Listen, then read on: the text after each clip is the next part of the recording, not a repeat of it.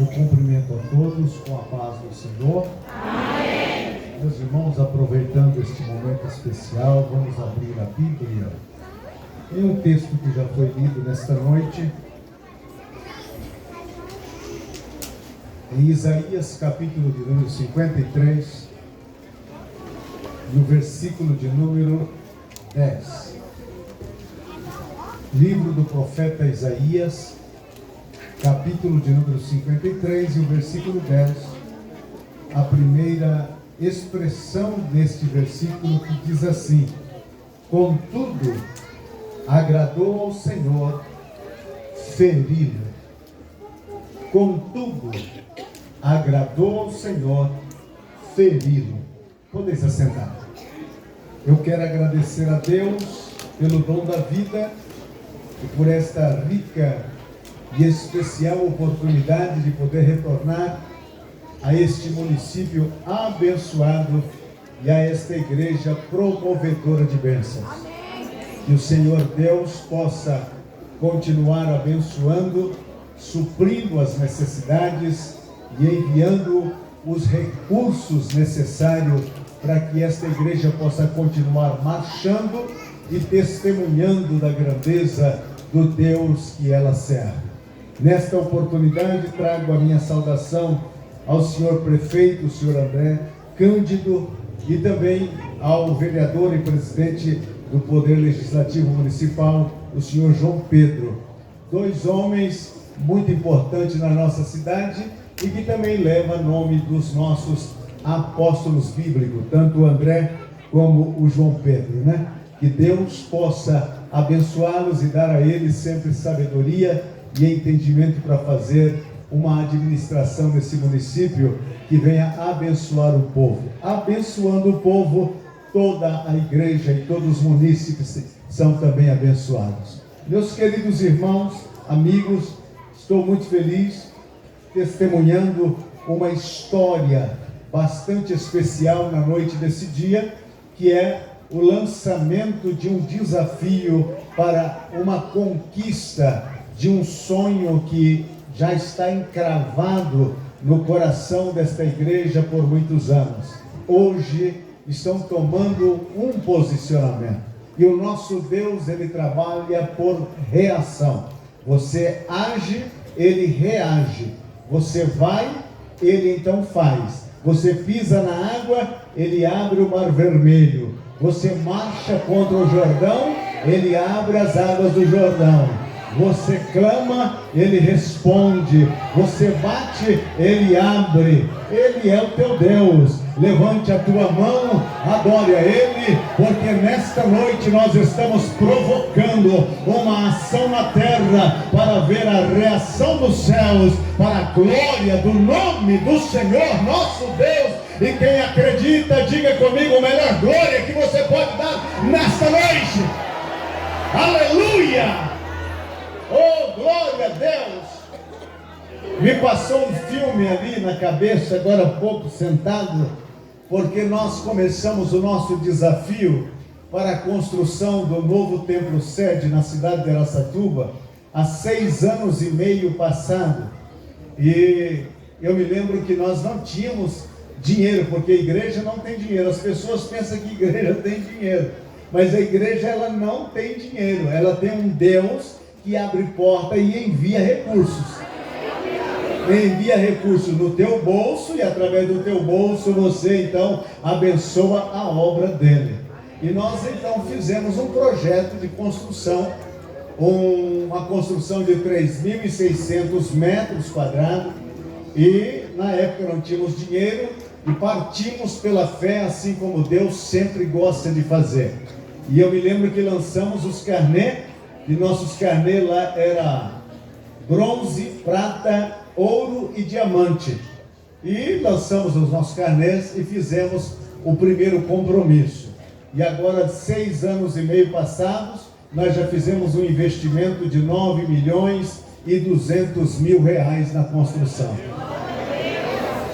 Dia que você foi em Araçatuba, vai lá visitar e ver o que Deus fez. E o mesmo vai acontecer aqui. Deus não tem um povo privilegiado. Deus privilegia o povo que privilegia Ele. Se você privilegia Deus, então Deus privilegiará a sua vida.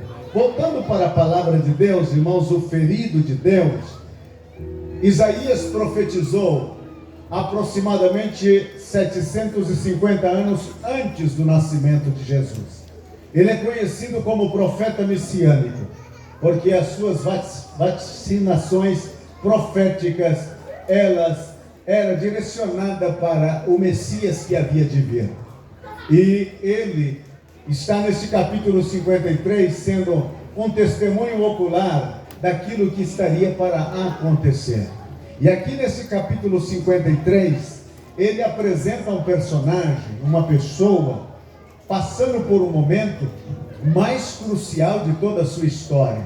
Ele o apresenta como alguém desprezado, alguém sem formosura, alguém que sabe o que é padecer. Estes 12 versículos do capítulo 53 abundam na palavra sofrimento, padecimento e angústia. Ele parece que vislumbra alguém sendo moído, triturado, sofrendo angustiamente os sofrimentos de um sacrifício para um benefício. E o capítulo 53, o versículo 12, ele encerra dizendo: o trabalho penoso da sua alma ele verá e ficará satisfeito. Ali ele fala já do resultado de todo um sofrimento. E quando nós vamos para a palavra de Deus, a gente até pensa, e alguns até afirmam, que Jesus, ele foi morto pelos nossos pecados. Não, ele não foi morto pelos nossos pecados. Outros afirmam que ele foi morto pelos judeus. Não, ele não foi morto pelos judeus. E tem mais outros que afirmam que ele foi morto pelos romanos, mas na verdade eles não foram mortos, ele não foi morto pelos romanos. Ele simplesmente foi executado, mas o propósito atrás de tudo isso era o próprio Deus. E parece assustador esta frase do capítulo 53, do versículo 10, que fizemos a leitura, que diz que Deus agradou moê-lo, fazendo ele se tornar um ferido, ou fazendo enfermar. Então quem matou Jesus, na verdade, foi o próprio Deus. Por quê? Porque Jesus, ele era aquela pessoa indicada por Deus. Quando João Batista o identificou, dizendo no capítulo 1, ali quando Jesus passava no versículo 29, no Evangelho de João, ele dizendo: eis o Cordeiro de Deus. Bom, Deus tem um Cordeiro, e quando ele fala isso, ele está fazendo uma alusão para todos aqueles que levavam um cordeiro no tabernáculo, e ali aquele cordeiro ia ser sacrificado. E antes de ser sacrificado, aquele que levava o cordeiro colocava sua mão direita sobre a cabeça do cordeiro, transferia sobre o cordeiro todos os seus pecados e maleza, e naquele momento então o cordeiro era degolado, o sangue era derramado, e aquele sangue tinha o poder de tampar o pecado. Se a pessoa que ofereceu o cordeiro, ao sair do santuário, cometesse outro pecado, ele teria que retornar trazendo outro cordeiro. Então se tornava uma fé muito cara, uma fé muito custosa, porque a partir do momento que a pessoa cometia pecado, ele tinha que voltar com outro cordeiro, um outro sacrifício, mais um sacrifício, mais um sacrifício. Uma pessoa não consegue viver isenta do pecado, porque o pecado está dentro dela como um germe, e esse germe produz pecado dia após dia. E a Bíblia então agora identifica Jesus como o Cordeiro de Deus. Aqui há uma incógnita, porque Deus não tem pecado. Qual era o problema? Deus não tem pecado, mas tinha um dilema. Qual era o dilema de Deus? Deus, quando colocou Adão e Eva no jardim do Éden, ele comissionou a eles dizendo: cuide do jardim, lavre o jardim, zele pelo jardim, comam de todas as árvores frutíferas que há no jardim, mas da árvore que está no meio do jardim, não coma, não coma, não coma, porque o dia que comer certamente morrerás. E então está ali aquele jardim com todas as árvores frutíferas, e havia aquela árvore conhecida como árvore do conhecimento do bem e do mal, e os homens estavam terminantemente proibidos de comer, tanto Adão e Eva. Mas aconteceu que a serpente tentou Eva, e Eva toma do fruto, come do fruto, dá para o seu esposo, e o pecado entra no mundo. A partir do pecado ter entrado no mundo, o pecado passou por toda a raça humana, porque Adão e Eva eram os nossos representantes legais, e quando eles fracassaram, toda a raça fracassou. Então todo ser humano que é nascido de Adão e Eva, ele comete pecado, e ele precisa então de uma restauração. Agora o homem está passivo de morte, porque o dilema de Deus está no fato de que a lei de Deus e a santidade de Deus requeria que o homem que havia pecado fosse condenado à morte e morresse instantaneamente, e uma morte de perdição. Do outro lado, há o amor de Deus. O amor de Deus dizia: podemos conseguir uma oportunidade para o homem, podemos restaurar o homem, podemos dar a ele uma nova vida. Então Deus tinha este dilema para resolver. É por isso que Jesus se torna o Cordeiro de Deus. Por Paulo escrevendo disse que Cristo foi morto, e com sua morte ele reconciliou as coisas que estavam nos céus e as coisas que estão na terra. Portanto, quando Deus apresenta Jesus como seu Cordeiro, Deus está utilizando Jesus para poder solucionar um dilema que ele tinha. Ele precisava apaziguar a sua ira e a sua santidade. Ele precisava dar a santidade e a sua ira algo que satisfazesse os desejos e as demandas que tanto a santidade e a ira de Deus estava ali pleiteando. O homem pecou, o homem tem que morrer. O homem pecou, o homem tem que perder completamente a comunhão com Deus. Do outro lado está o amor, dizendo: eu amo, eu amo, eu amo, eu amo, e eu quero prover uma oportunidade. E como é que Deus provê esta oportunidade para satisfazer a sua ira e a sua santidade e também o seu amor? Como que Deus utiliza para que a partir de um ato de sacrifício ele possa completamente satisfazer tanto o seu amor como a sua justiça e a sua santidade? Cristo Jesus, o Cordeiro de Deus, o Cordeiro de Deus. É por isso que ele é o Cordeiro de Deus. E a Bíblia disse que numa eternidade muito longe, em uma conferência entre Pai, Filho e Espírito Santo, sobre a mesa foi colocado o projeto, e naquela mesa o Filho voluntariamente se dispôs a vir e ser o Cordeiro de Deus. Ser o Cordeiro de Deus.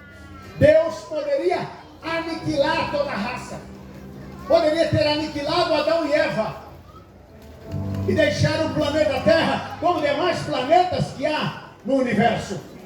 Poderia deixar o planeta Terra na mesma situação quando ele veio para restaurá-lo, com trevas sobre os abismos, com águas por todas as partes. Poderia ter deixado o planeta Terra como esses planetas gasosos ou rochosos sem vida. Deus poderia, mas Deus, ele quis dar uma oportunidade. Agora você imagina um Deus que o universo não pode contê-lo. Um Deus que fez todo esse universo. Dias atrás eu estava vendo um pequeno vídeo de uma sonda espacial que tirou uma foto de uma parte do universo e recortaram um quadro dentro daquela foto, e só naquele quadro havia 50.000 galáxias. 50.000 galáxias. Cada galáxia com milhares e milhares e milhares e milhares de estrelas.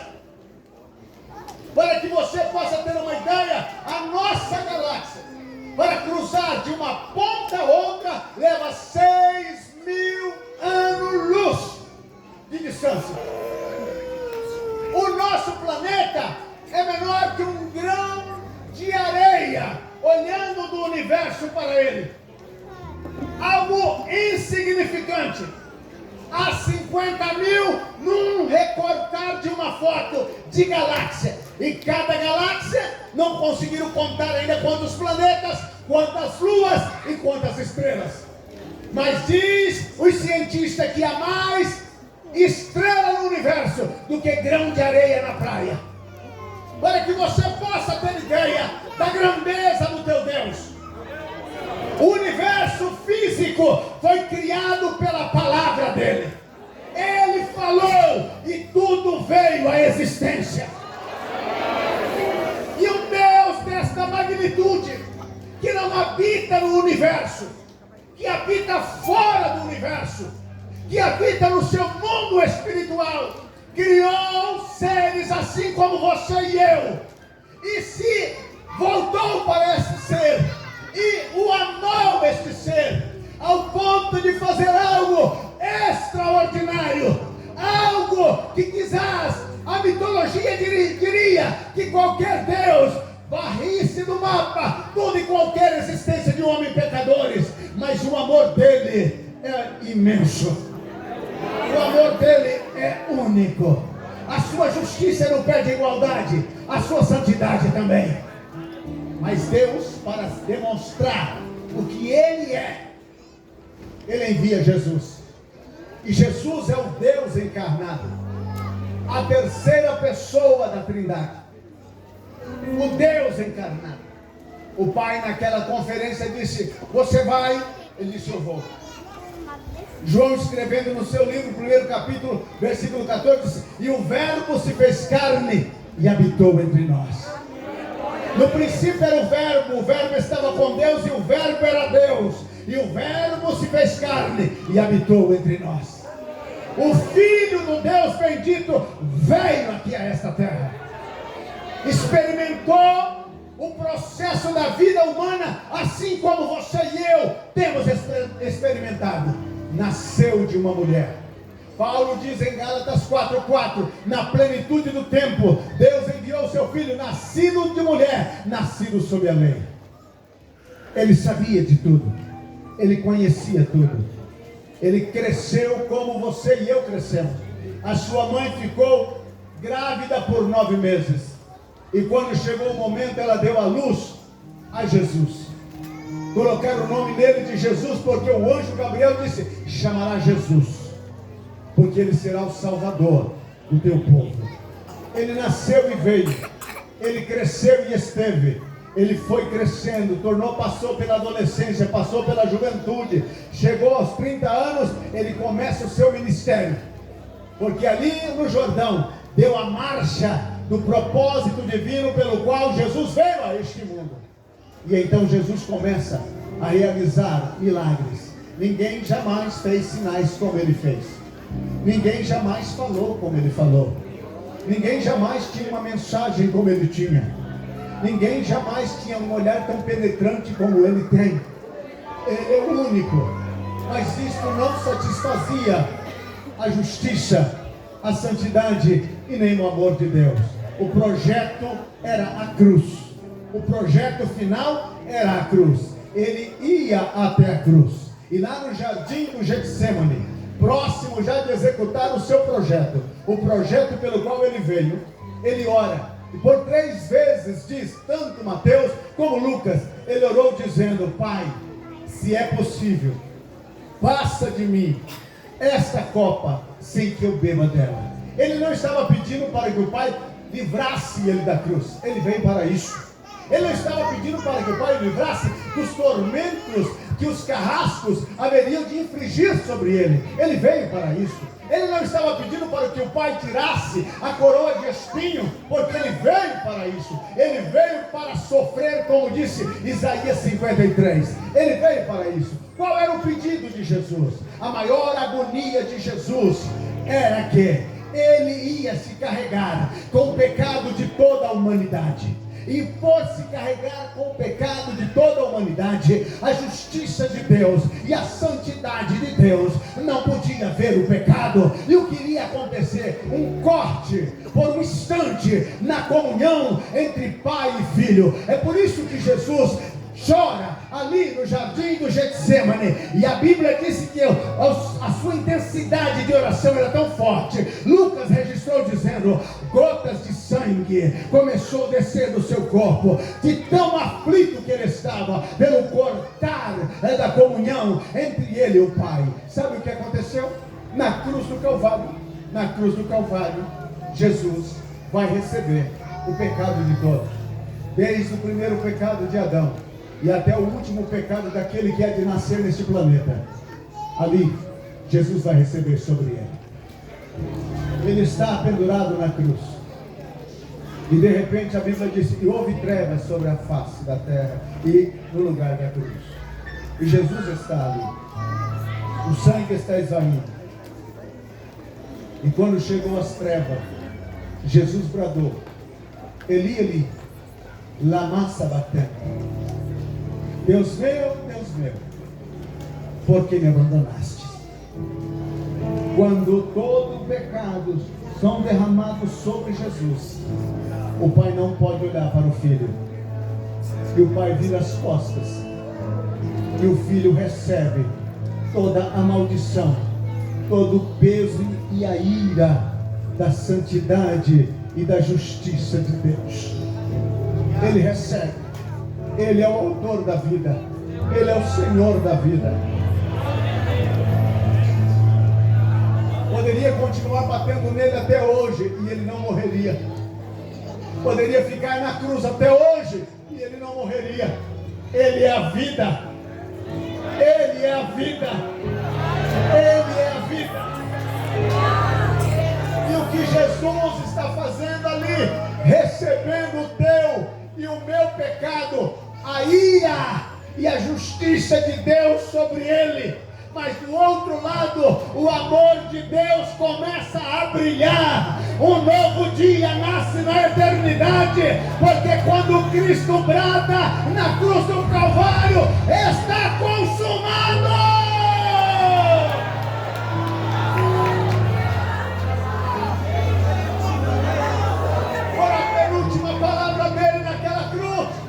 Consumado o quê? A obra que tu me deste para realizar, a obra que tu me deste para fazer, está consumado, está consumado. A porta do céu que estava fechada e lacrada, quando ele gritou, está consumado, a porta se abriu de par a par, e há um convite especial para você e para mim entrarmos agora. O evangelista registrou dizendo: o véu do templo se rasgou do alto a baixo. O véu era para impedir a entrada no lugar chamado Santo do Santo. O templo ele era dividido em 3 partes: uma parte externa e 2 partes internas. A parte externa chamava átrio, lugar onde estava a bacia de bronze e o altar do holocausto. Depois achei o lugar santo, que é a primeira parte interna. Havia elementos ali dentro: a mesa da proposição, o altar do incenso, havia o candelabro também. E depois, mais adentro, dividido por um véu de uma espessura muito grossa, estava o Santo dos Santos. Naquele lugar chamado Santo do Santo, era a presença de Deus na terra. Ali estava a Arca da Aliança. Dentro da arca estava um potinho com maná, as tábuas dos 10 mandamentos e também a vara de Arão que havia florescido. Ninguém poderia cruzar aquele véu, a não ser o sumo sacerdote, uma vez ao ano, no dia da grande expiação nacional, levando o sangue. Ele adentrava aquele lugar com o sangue em uma bacia, e ele ia nas 4 extremidades da arca e marcava com o sangue, e depois aspergia o sangue sobre o propiciatório. Lá fora estava uma multidão de judeus com o coração quase que suspenso, em ponto de sair pela boca, porque se aquele sumo sacerdote não saísse vivo lá de dentro, significava que Deus não havia recebido o sacrifício. Então o sumo sacerdote, depois de fazer esse ritual, ele vinha até a porta do templo e gritava: ele recebeu a nossa oferta, ó Israel. E todos começavam a gritar glórias ao nome de Jeová. Assim era. Mas naquele dia, quando Jesus brada na cruz: está consumado, o véu que impedia e que dava acesso apenas a um homem, uma vez ao ano, a entrar naquele lugar santo do santo, que era a presença de Deus na terra, aquele véu que impedia, a Bíblia disse que ele foi rasgado. Quando Cristo gritou: está consumado, o véu partiu do alto a baixo, dando a você e a mim a entender que agora todos os obstáculos foram removidos. Não precisamos mais de um véu para tampar. Eu e você podemos entrar na presença de Deus, e a presença de Deus, ela está aonde você está. A presença de Deus está dentro de você, está no teu coração, está na tua alma, está na tua vida, está na tua casa, está na tua família. Levante a tua mão agora, adore, porque a presença de Deus está neste lugar.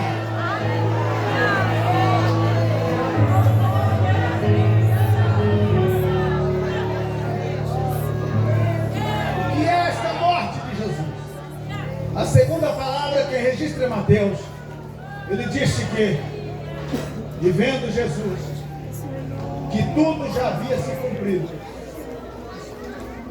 todo o projeto se havia realizado, ele então disse: tenho sede. E alguém espetou uma esponja e ensopou de vinagre e levou para tocar nos lábios de Jesus. Ele, ao experimentar,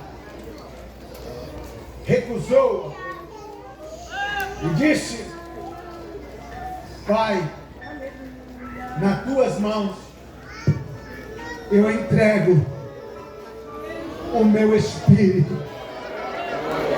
Inclinando a cabeça, morreu.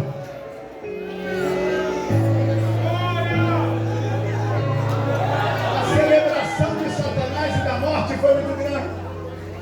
Ele morreu. Conseguimos. Matamos. Não sabia a morte que Jesus não morre. Ele é a isca. Qual foi a morte de Jesus? Morte física. Este poder, ele passou pela morte. Mas a morte até então matava fisicamente, e como a pessoa não tinha vida espiritual, ia diretamente ao inferno. Mas quando Jesus morre na cruz do Calvário, quando ele ali rende, que a morte traga, pensou: acabei. Com a morte, Jesus matou a própria morte. A morte não pôde reter. E o que fez Jesus então? Ele pegou a mão do pecador que vivia em inimizade com Deus, e pegou a mão de Deus, a justiça que sempre cobrava a morte do pecador, e naquela cruz, com os braços estendidos, ele selou a paz. E Paulo disse: justificado por Cristo temos paz com Deus. A morte pensou que tinha acabado, mas era o projeto. E a você e a mim, aquele que foi ferido por Deus, deu a você um legado: que todo aquele que invoca o nome do Senhor Jesus será salvo. Paulo, escrevendo aos Filipenses capítulo 2, ele disse que Jesus não usurpou nenhum momento ser igual a Deus, mas antes se aniquilou, estando em forma de servo, ele desceu mais e sofreu uma morte horrenda, a morte da cruz, pelo que Deus lhe deu um nome que está acima de todo nome. No nome de Jesus, prostre todo o joelho dos que estão debaixo da terra, dos que estão sobre a terra, e dos que estão nos céus, e que toda língua confesse que Jesus Cristo é o Senhor, para a glória de Deus, nosso Pai. Ele é a estrela luzente da manhã. Ele é o Cordeiro imaculado de Deus. Ele é a esperança da igreja de Fernandópolis. Ele é o perdão para suas feridas e pecado. Ele é a razão de ser. Ele é o dono desse desafio. Ele é o capitão da nossa salvação. Ele é a raiz de Davi. Ele é a estrela reluzente da manhã. Ele é o Senhor de nossa vida, o ferido de Deus para a salvação da humanidade, para a reconciliação dos céus. Portanto, nesta noite, senhoras e senhores, irmãos e irmãs, eu vos apresento aquele que foi ferido e moído, para que você pudesse estar aqui, dando um brado de glória e aleluia ao nome dele. Para por aí, pastor. Não. Porque toda a bênção dele não é somente presente, mas tem uma bênção futura. Estamos fazendo um projeto. Primeiro compramos o lote. Já é nosso. A Bíblia disse que aonde você colocar a planta dos seus pés, o Senhor lhe dá por herança. O que tem de pé pisando essa terra aqui hoje, dá uma pisadinha assim, ó.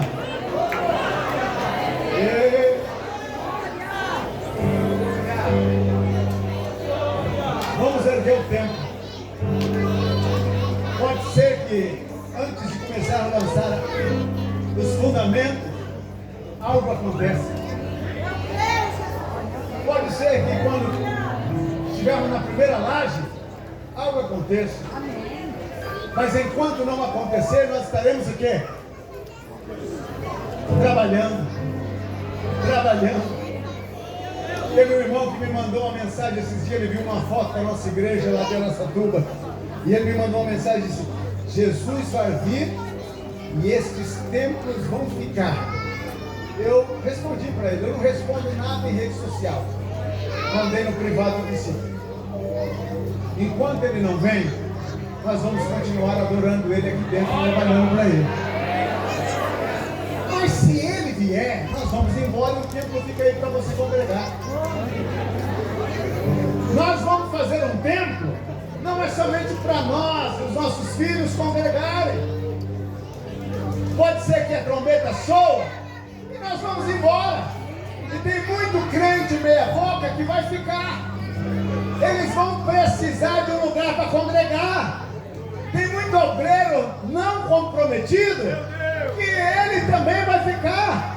Eles vão dirigir os cultos aqui. Nós, os que estivermos vivos, seremos transformados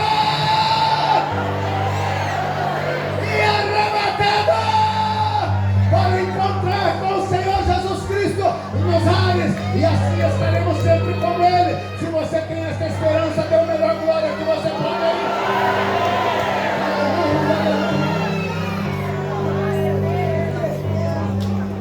Porque o ferido de Deus pagou o preço para a gente ir viver no céu. Na despedida dele e dos seus discípulos, os discípulos estão entristecidos. E ele disse: não se turbe o vosso coração. Credes em Deus, credes também em mim. Na casa do meu pai tem muitas moradas. Se não fosse assim, eu não teria dito: vou preparar-vos lugar. E se eu for preparar lugar, virei outra vez, para levar vós para mim mesmo, para que aonde eu estou estejais vós também. Ele fez a promessa. Terceiro dia, ele ressuscita. As mulheres vão ao sepulcro. A pedra foi tirada. Elas entram, 2 anjos, um aos pés e outro na cabeceira. Diz para ela: por que buscais entre os mortos aquele que vive? Ele não está mais aqui, mas já ressuscitou. Ide e anunciai. Elas saem. Maria Magdalena fica para trás, chorando. E ela chega perto de um personagem e pergunta: Senhor, roubaram o meu Senhor e eu não sei onde colocou. Ele disse: Maria. E ela identificou a voz e disse: Rabone. Jesus disse: não me detenha. Eu subo para o meu Pai, que é vosso Pai, para o meu Deus, que é o vosso Deus. Ide anunciai os meus discípulos e a Pedro que vão para Galiléia e lá me vereis. Lucas diz que ele ficou 40 dias dando mandamentos, e depois de uma montanha de Betânia, à vista de mais de 500 pessoas, e disse, e ele levantando as mãos aos céus, começou a abençoá-los, e enquanto abençoava, ele começou a subir, e foi subindo, foi subindo, foi subindo, foi subindo. Salmo 24 fala da coroação do rei.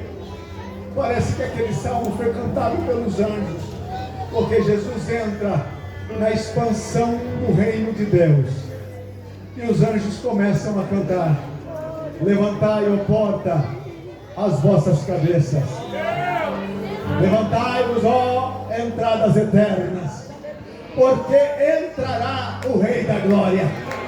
Quem é este Rei da Glória? O Senhor, poderoso na guerra. Levantai, ó porta, as vossas cabeças, levantai-vos, ó entradas eternas, porque entrará o Rei da Glória. Quem é o Rei da Glória? O Senhor, poderoso na guerra. Ele é o Rei da Glória. Assentou à direita do Pai, da onde virá buscar a igreja de Fernandópolis. Levante a tua mão e adore agora. Adore, adore, ele vem por você. O ferido de Deus vem por você. E perguntarão onde foram que fizeram essas marcas. E ele vai dizer: na casa dos meus amigos, na casa dos meus irmãos. Ele foi ferido por você, mas ele foi ferido por Deus, para que você recebesse os benefícios. Você só está aqui porque aquelas feridas te alcançou. Você só tem os céus por futuro, porque aquelas feridas comprou para você. Você só estará na eternidade após a morte ou no arrebatamento da igreja, porque aquelas feridas é poderosa. Aquele sangue é poderoso. Ó sangue carmesim derramado sobre mim, transformou a minha vida, mudou-me para sempre, perdoou os meus pecados de uma forma plena. Portanto, por que Jesus morreu? Ele morreu para satisfazer a justiça e a santidade de Deus. Ele morreu para que o amor de Deus pudesse ser eficaz para todos nós pecadores. Você pode até viver sem Jesus, mas você não pode morrer sem Ele. Você precisa acertar a sua vida com Jesus. Porque quem tem Jesus, como disse o Corinho, quem tem Jesus tem tudo. Um dia um colecionador de quadros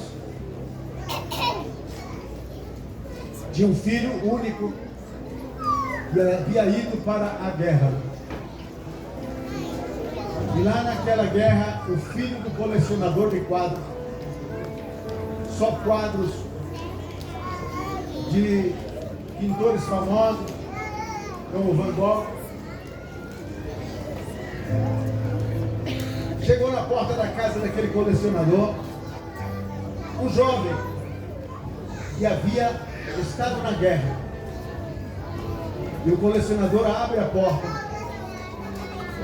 E naquele momento, o jovem disse: olha, eu e o seu filho servíamos o mesmo pelotão. E lá, em uma emboscada, ele foi alvejado e morreu. Mas enquanto nós estávamos nos momentos de descanso, eu consegui fazer um desenho do seu filho. Não era um retrato muito bonito, como os quadros que ele tinha pendurado na parede de sua casa. Era um retrato tosco do seu filho. E ele mandou amoldurar aquele retrato e colocou na chaminé da sua casa. O tempo passou e então, um dia, aquele senhor morre e todos os seus quadros, todas as pinturas que ele tinha, agora vai para um grande leilão. E lá naquele leilão estava também o testamento do dono dos quadros, sua última vontade. E o leiloeiro abre o leilão, dizendo: vamos começar o leilão, mas não podemos começar antes que leiloamos este quadro. Era a moldura do retrato do filho do dono das obras de arte. Ninguém queria dar nada. E aquele quadro estava para ser leiloado por $100. E o leiloeiro começa a dizer: quem dá os $100? Quem dá os $100? E não apresenta ninguém para poder comprar o quadro por $100. No meio daquela multidão de pessoas que haviam vindo de várias partes do mundo para arrematar uma daquelas obras, estava o jardineiro da casa. E o jardineiro se aproximou e pediu a palavra e disse: eu sigo essa família há muitos anos, não tenho dinheiro para comprar um desses quadros, mas eu queria guardar alguma coisa de lembrança para mim desta família. Eu vou ficar com o quadro pelos $100. E arremata por $100 aquele quadro. Aí toda outra multidão que estava esperando os outros quadros, que valia milhares de dólares cada um, começou a gritar: então agora vamos começar o leilão de verdade. Vamos começar o leilão de verdade. E de repente o leiloeiro disse: o leilão se acabou, meus senhores. Acabou-se o leilão. Mas como? Ainda não gritou por nenhum dos quadros de valor. Ele disse: não, vou ler o testamento. E lá no testamento estava escrito: quem leva o quadro do filho, leva tudo. Quem leva o filho, leva tudo. Todo os céus, todo o amor de Deus, toda a presença dele, o ferido de Deus abriu a porta do coração de Deus para você morar dentro dele. Deus te abençoe.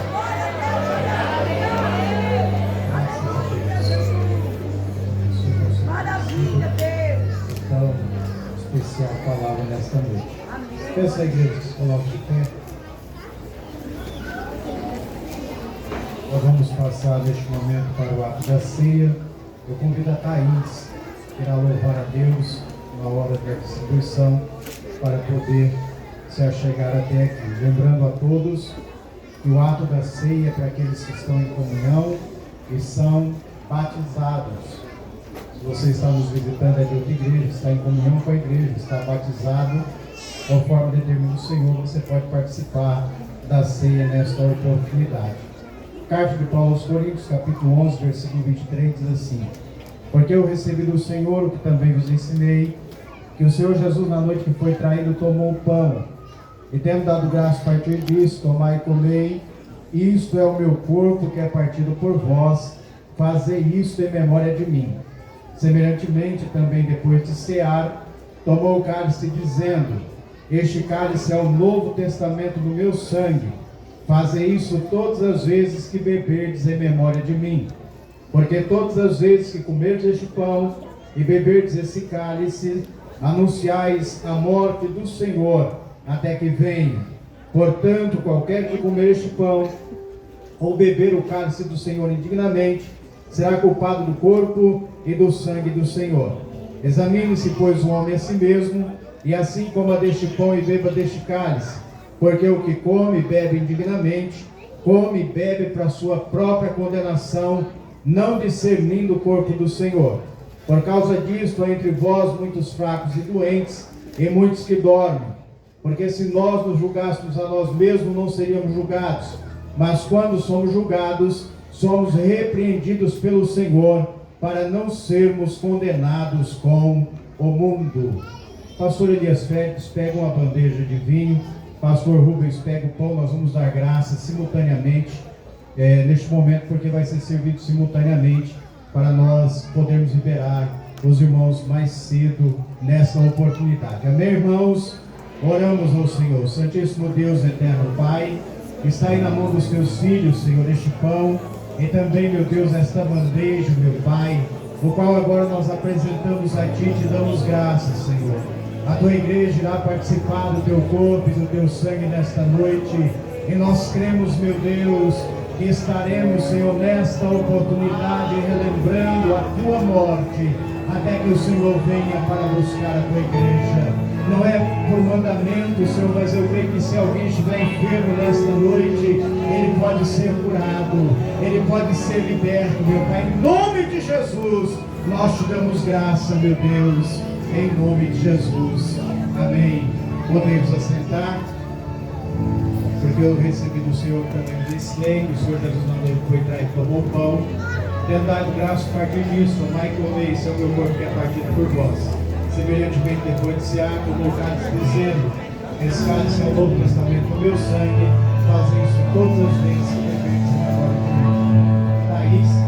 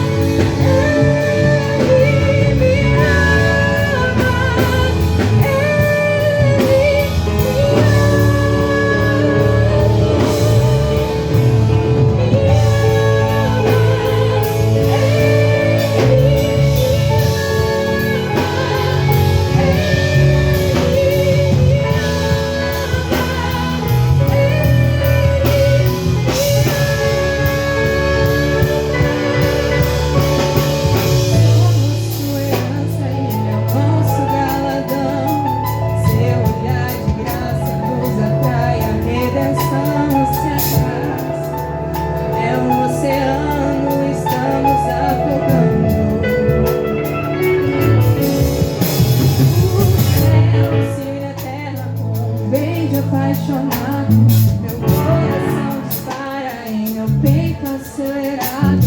Não tenho tempo pra perder com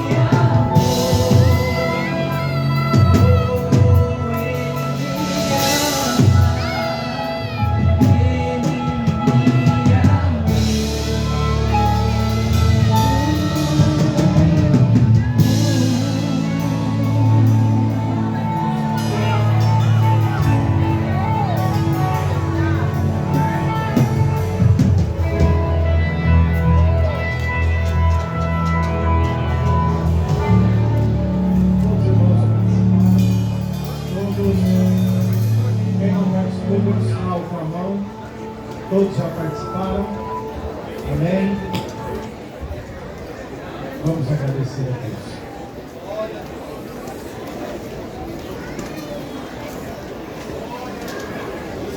Meus irmãos, minha gratidão a todos vocês. Os perdoem ter passado um pouquinho do horário. Valeu a pena? Amém! Quantos querem que o pastor Aparecido volte aqui? Diga amém! Agora, se não voltar aqui, ele volta lá no tempo central. Amém. E eu queria fazer um pedido aos homens.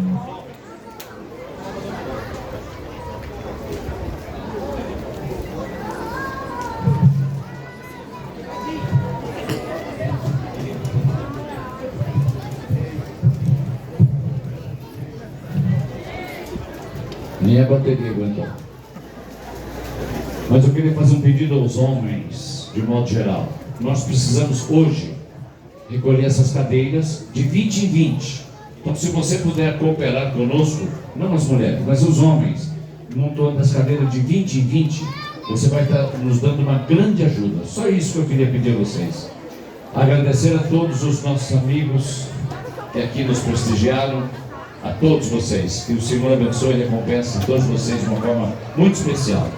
Essa foi uma distribuição da ceia diferente, que acho que você nunca viu. Mas eu disse, agora nós temos que correr, porque senão não conseguimos cumprir todo no horário razoável.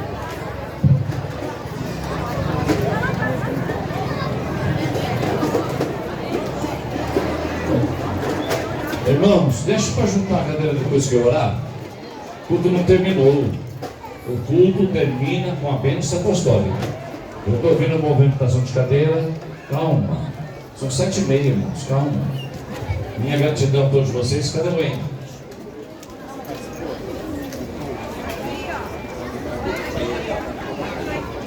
Nós queremos orar por você. É aniversário seu.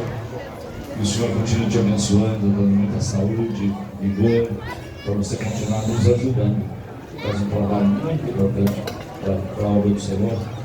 E o Senhor vai te recompensar por tudo. Muita vida nos seus anos, muitos anos de vida ao presença do Senhor. Vocês querem parabenizá-la? Amém? Estaremos orando por ela.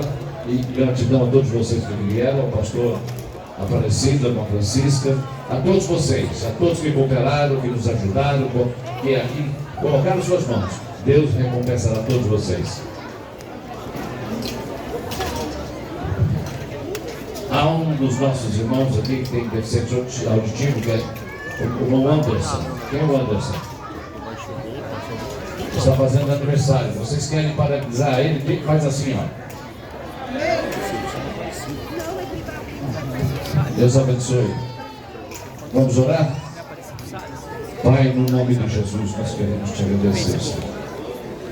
Que maravilha poder estar na tua presença num momento tão especial como este.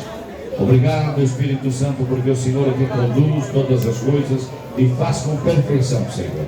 Obrigado pela presença dos teus filhos, pelos amigos que aqui estão, Senhor, desde as nossas autoridades, ó Pai, mas os amigos, Senhor, que prestigiaram este momento e vieram estar conosco aqui. Senhor, recompense-o cada um, Senhor, segundo a tua misericórdia. Alcance, Senhor, as suas necessidades. Ó Deus, seja lá onde estiver a sua dificuldade, que o Senhor tenha misericórdia e põe nas tuas mãos e dê bênção e vitória. Abra as portas, Senhor, para que eles tenham saúde, graça, alegria, gozo e inteligência espiritual para sobressair em qualquer situação. Pai, eu peço que o Senhor também abençoe toda a equipe, Senhor, todos aqueles que cooperaram, Senhor, para preparar este ambiente, para, Senhor, deixar isso aqui com a forma como está. Eu quero que a tua bênção alcance a vida de cada um deles, Senhor. Aqueles que aceitaram, Senhor, os carneiros, o desafio do carneiro, o Senhor vai honrar sua fé e a bênção será extraordinária para a glória do teu nome. Agora dispersa-nos em paz, leva-nos guardados aos nossos lares com as tuas mãos, Senhor, abençoando e protegendo a vida de todos os teus filhos. É o que nós oramos com gratidão a ti, em nome de Jesus. Estenda a sua mão assim. Que a graça do Senhor Jesus, o amor de Deus, nosso Pai, a comunhão e as consolações do Espírito Santo seja com todo o povo de Deus. Todos podem dizer amém? Amém. Deus abençoe a todos.